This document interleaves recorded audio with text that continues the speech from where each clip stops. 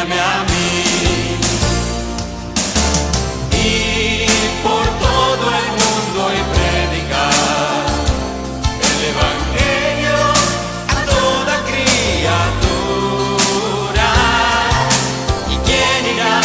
Que por nosotros hablará. Heme aquí, Señor, envíame a mí.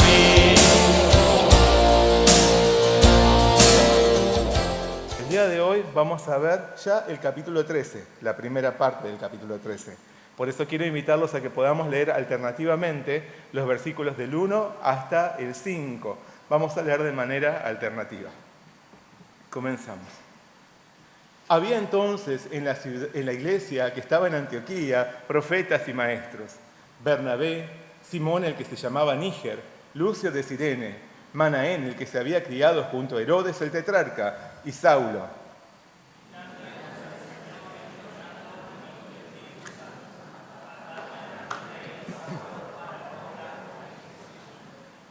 Entonces, habiendo ayunado y orado, les impusieron las manos y los despidieron.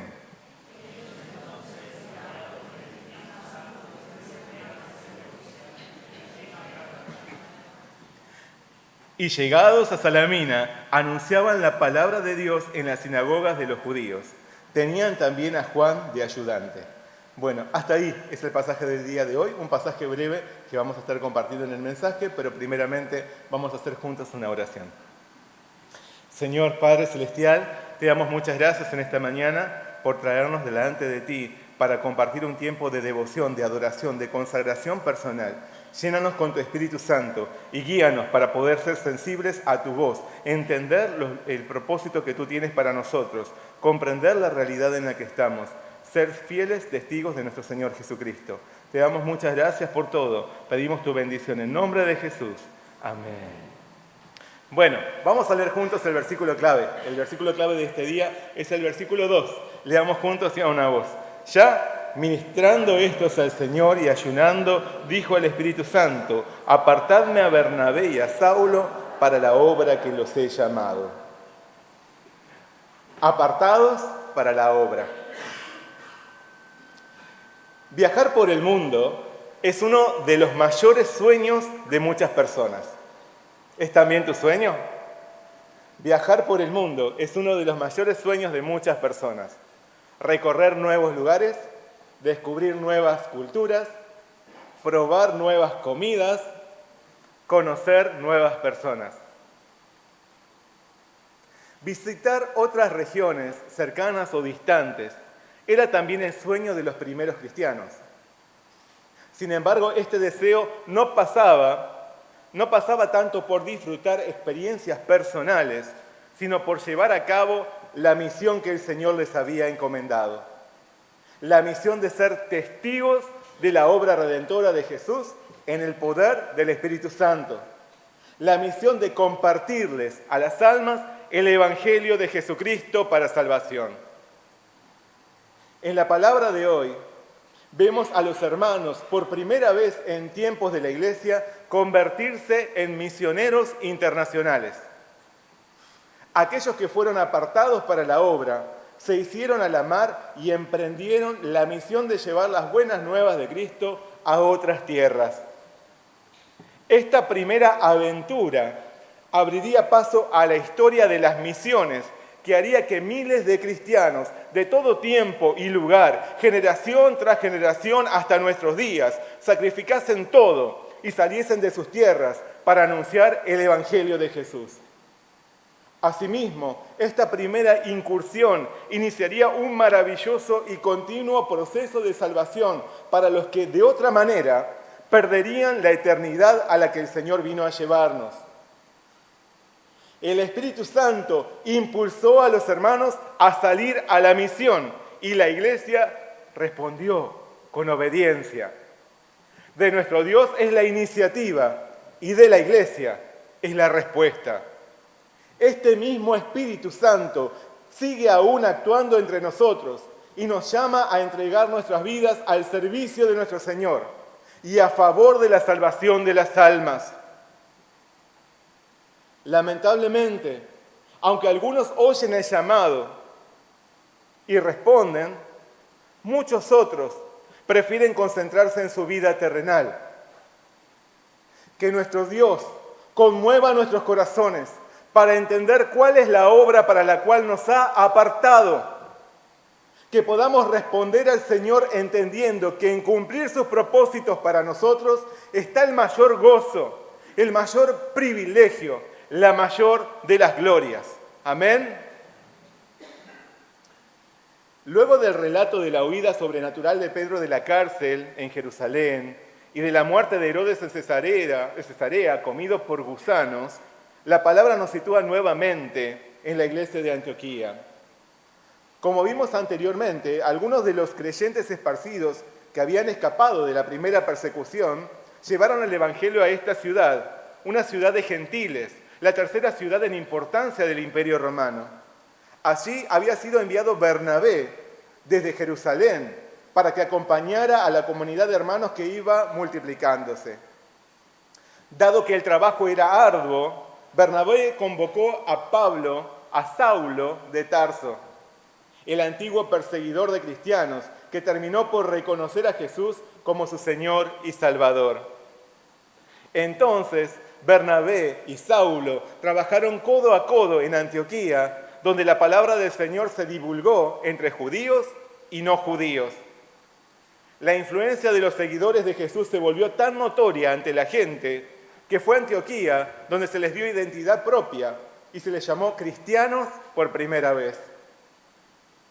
Pero el crecimiento de la iglesia de Antioquía no fue tan solo numérico, sino también espiritual. Así nos lo deja ver el libro de Hechos, cuando nos dice que la mano del Señor estaba con ellos y gran número creyó y se convirtió al Señor. Además, nos describe que había entonces en la iglesia que estaba en Antioquía profetas y maestros. Bernabé, Simón, el que se llamaba Níger, Lucio de Cirene, Manaén, el que se había criado junto con Herodes el tetrarca, y Saulo. Entre los tantos hermanos de la comunidad de Antioquía, había quienes se afianzaron en la fe por perseverar en la oración y en la palabra de Dios. Por eso, siendo sensibles a la voz del Espíritu Santo, fueron formados como discípulos bien preparados para el servicio en la obra del Señor. Algunos de ellos llegaron a ser reconocidos como profetas, hombres de oración que comunicaban la voluntad de Dios y exhortaban a la iglesia por la revelación divina.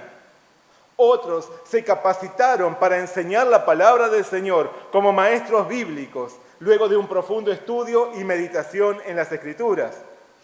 Por lo tanto, la iglesia de Antioquía había crecido espiritualmente, un hecho que se evidenciaba en la proliferación de dones espirituales entre los hermanos.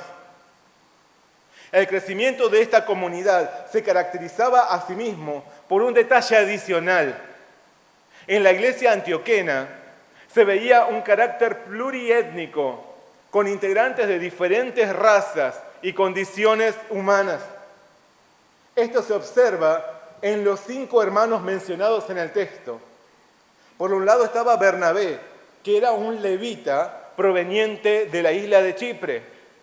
Asimismo se menciona a Simón, apodado Níger, que quiere decir el negro, que seguramente sería un hermano africano, un gentil. Además se encontraba Lucio, de la ciudad de Cirene, en la tierra de Libia. También se hace referencia a Manaén, cuyo nombre hebreo nos hace pensar que sería un judío que había crecido entre la nobleza junto al tetrarca Herodes. Finalmente se nos presenta a Saulo, un fariseo de Tarso. Esta combinación de personajes tan distintos entre sí convivía y servía en la unidad de la comunidad de Antioquía. Tal diversidad solo puede sostenerse cuando existe un genuino amor. Tal comunidad puede sostenerse cuando existe genuino amor entre los miembros y además una meta común, la cual era Cristo. La iglesia de Antioquía era una iglesia sana, que había crecido y que crecía en cantidad, pero también en calidad.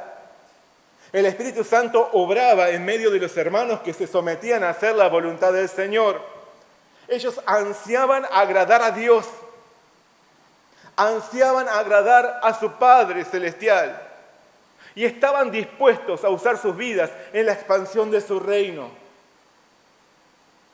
Nuestro Señor también trabaja allí donde hay hermanos comprometidos que anhelan más que ser simples asistentes a una reunión religiosa. Nuestro Señor trabaja donde hay hermanos que están decididos a vivir como auténticos discípulos de Jesús, orando sin cesar, estudiando, practicando y compartiendo la palabra de Dios, recibiendo la disciplina espiritual para ser útiles en la obra del Señor. La iglesia en la que se forman discípulos fieles, como la iglesia de Antioquía, tiene esperanza. Allí el Espíritu Santo trabaja y el nombre del Señor es glorificado. Que también en nuestra iglesia haya muchos hermanos que anhelen vivir como discípulos comprometidos, hermanos de oración y llenos del conocimiento de la palabra de Dios, listos a servir y a extender la salvación de Jesús por compartir el Evangelio.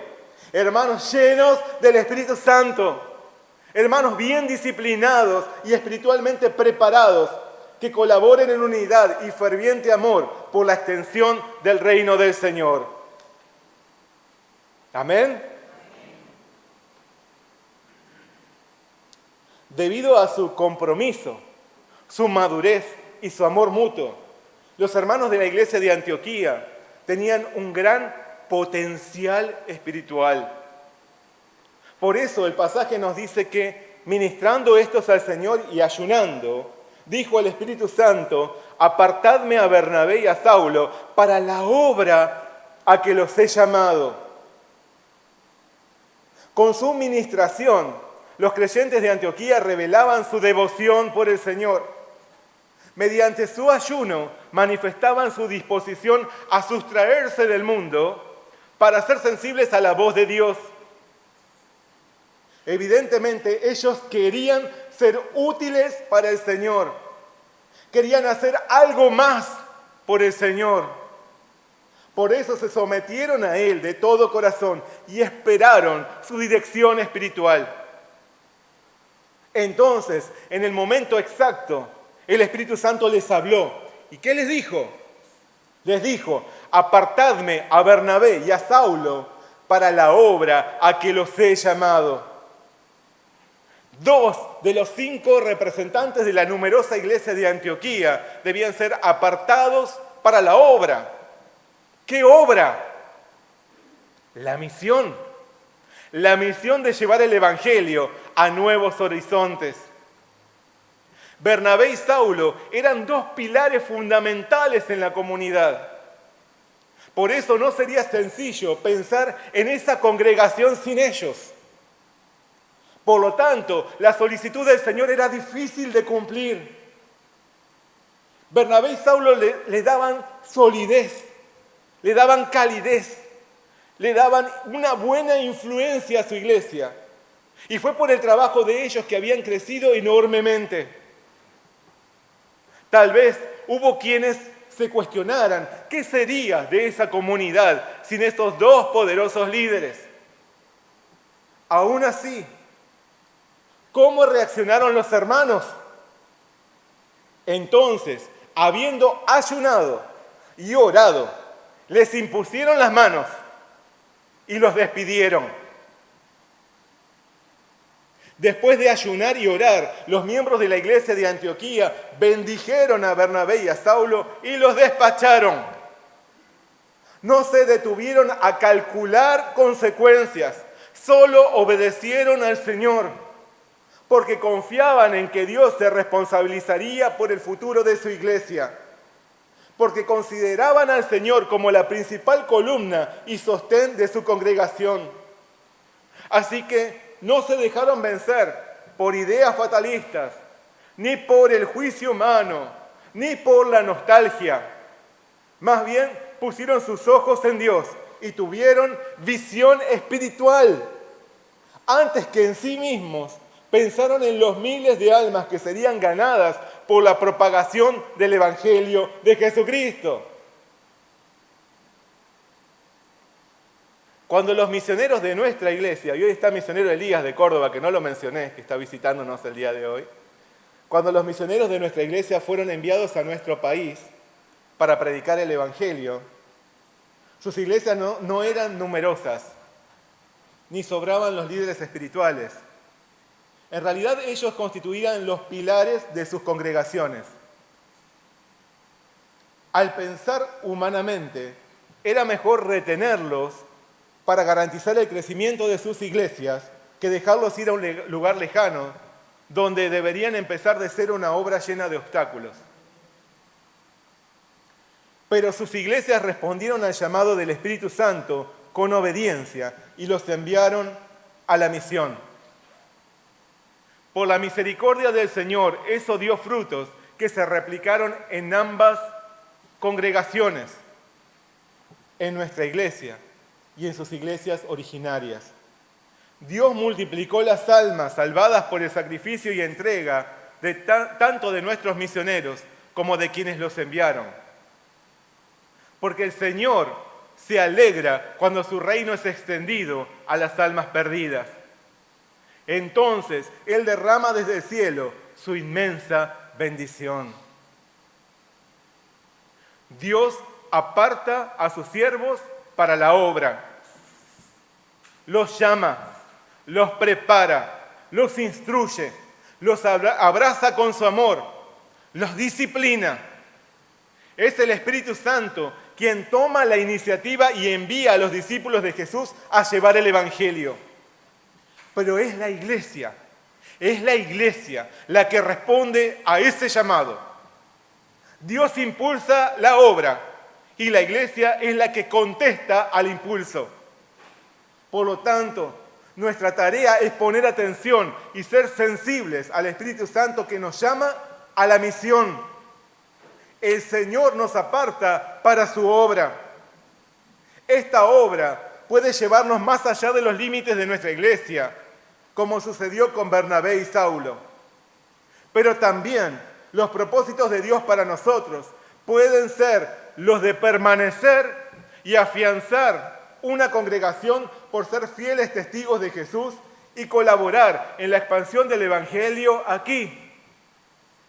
No obstante, ya sea hacia afuera o hacia adentro, lo que es incuestionable es que todos los cristianos fuimos llamados a llevar una vida de misión para la gloria del Señor. Todos somos llamados por el Espíritu Santo a trabajar por el reino de Dios. Lamentablemente, no todos asumimos el lugar que el Señor nos asigna. No todos respondemos al llamado del Espíritu Santo para emprender sus propósitos divinos. No todos estamos dispuestos a renunciar a nosotros mismos para continuar el ministerio de nuestro Salvador. No todos nos reconocemos apartados para la obra. Por eso es que siempre faltan obreros en la labor. Jesús declaró: a la verdad la mies es mucha, mas los obreros pocos. Rogad pues al Señor de la mies que envíe obreros a su mies. Tristemente, entre los cristianos de estos días, ir a la iglesia se ha vuelto una rutina más. Y la concentración de algunos hermanos está en seguir adelante con el deseo de conquistar el mundo por obtener la bendición terrenal. Sin embargo, Jesús nos dice: trabajad, no por la comida que perece, sino por la comida que a vida eterna permanece, la cual el Hijo del Hombre os dará, porque a éste señaló Dios el Padre. Si Dios quisiera, podría hacer todo el trabajo Él solo. ¿Alguna vez pensaron en esto? Dios es todopoderoso, Dios puede cambiar cualquier realidad, Dios puede hacer cualquier cosa, lo que Él desee. Si Dios quisiera, podría hacer todo el trabajo solo. buscar a las almas, revelarles la salvación de Jesús, llevarlas a su reino. Y en verdad, esto es lo que muchos pretenden que Él haga. Pero el Señor no trabaja así. Si bien el Espíritu Santo es quien toma la iniciativa en la misión, somos nosotros quienes hemos sido apartados para la obra. Somos nosotros quienes debemos responder al llamado. Pues ya que en la sabiduría de Dios el mundo no conoció a Dios mediante la sabiduría, agradó a Dios salvar a los creyentes por la locura de la predicación. Porque todo aquel que invocare el nombre del Señor será salvo. ¿Cómo pues invocarán a aquel en el cual no han creído? ¿Y cómo creerán en aquel de quien no han oído? ¿Y cómo oirán sin haber quien les predique? ¿Y cómo predicarán si no fueren enviados? Dios nos ha salvado en Jesús y nos ha apartado para la obra, mientras esperamos la manifestación de su reino. Procuremos estar preparados espiritualmente, entrenados, disciplinados en oración y en palabra, ejercitados en la unidad y en el amor para emprender los propósitos del Señor. Seamos sensibles a la voz del Espíritu Santo que nos llama a la misión, antes que a la voz del mundo que nos distrae, que nos desgasta, para que no cumplamos la obra divina que se nos ha asignado. Como en Antioquía, Dios se agrade por encontrar entre nosotros numerosos hermanos comprometidos. Que muchos discípulos de Jesús sean establecidos aquí como siervos deseosos de compartir el Evangelio. Que abunden en nuestra iglesia hombres y mujeres de oración y palabra, poderosos maestros y grandes misioneros. Amén. Pablo y Bernabé fueron despedidos por los hermanos de Antioquía con nobles bendiciones. Ellos entonces, enviados por el Espíritu Santo, descendieron a Seleucia y de allí navegaron a Chipre. Y llegados a Salamina, anunciaban la palabra de Dios en las sinagogas de los judíos. Tenían también a Juan de ayudante.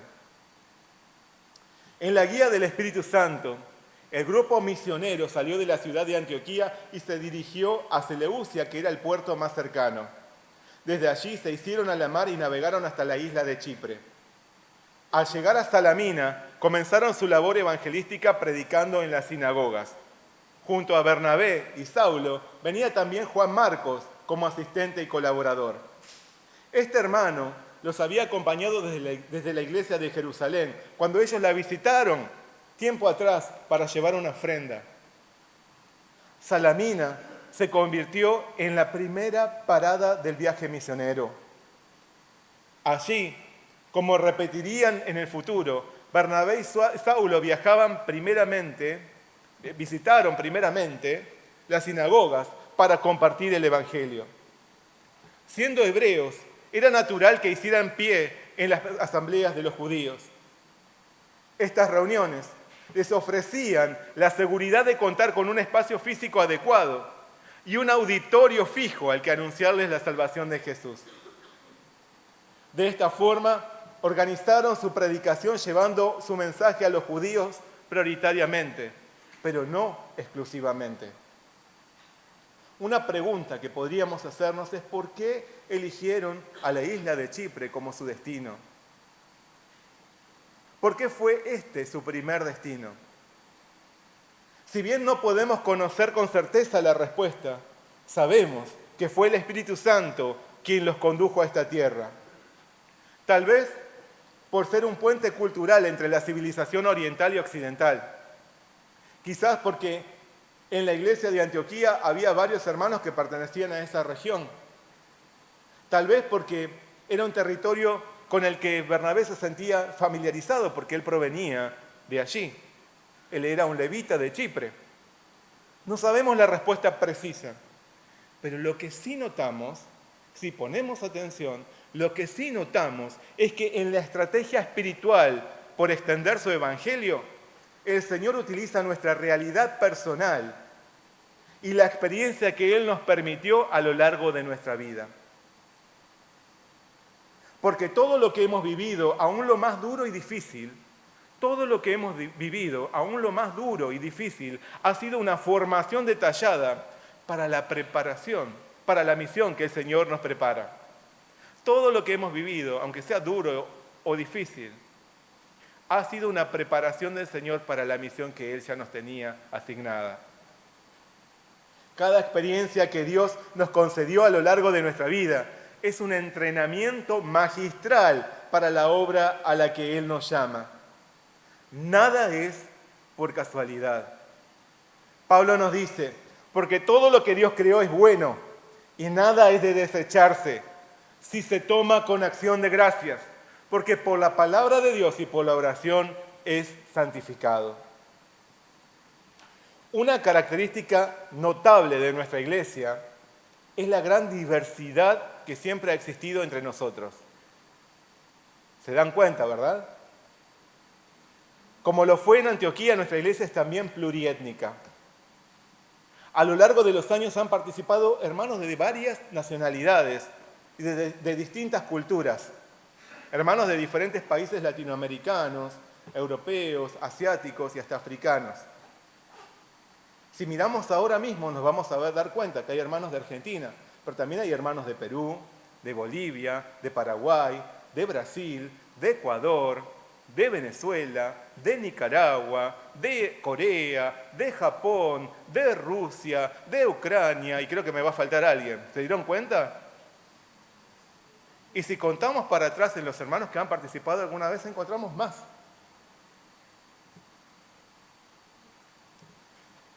Hay también hermanos de diferentes puntos de nuestro país. ¿Se dieron cuenta de esto?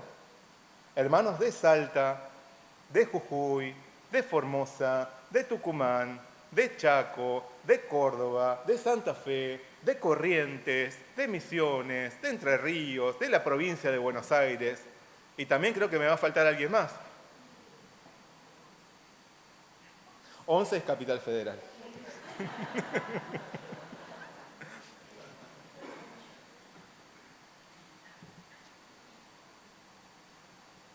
Todos miembros de una misma familia espiritual. Y entonces, ¿cuál será el propósito del Señor en esto? ¿Cuál será el propósito del Señor en esto? Nuestra gran diversidad manifiesta una oportunidad única y maravillosa que el Señor nos permite para compartir con personas muy diferentes a nosotros el mismo amor de Jesús. Asimismo, representa una preparación especial que Dios nos concede, dándonos un gran potencial como la iglesia de Antioquía. Y entonces, de nuestra parte, es importante prepararnos espiritualmente para responder al impulso del Espíritu que nos está llamando a la misión. Aprendamos de los hermanos de la iglesia de Antioquía que adoraban a Dios, ayunaban y oraban y se preparaban en su conocimiento de la palabra. Consagremos también nuestra vida al Señor, creciendo en unidad y en amor. Seamos sensibles a la voz del Espíritu Santo antes que a la voz del mundo. La voluntad de Dios es apartarnos para la obra. Que seamos diferentes a quienes viven para el mundo por revelar el amor del Señor y por ser testigos del Evangelio de la salvación de Jesús.